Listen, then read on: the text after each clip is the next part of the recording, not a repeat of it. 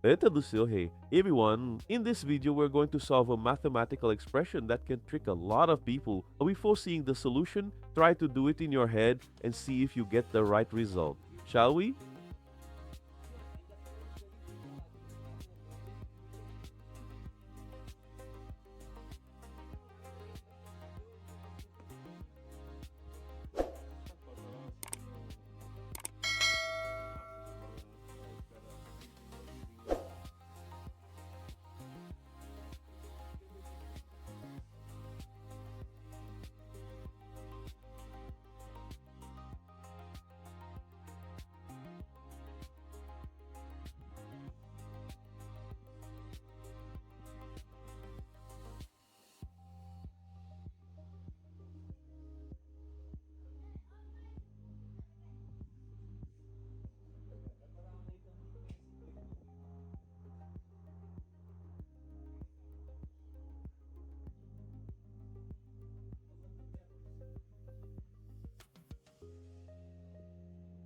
Now you know the correct answer.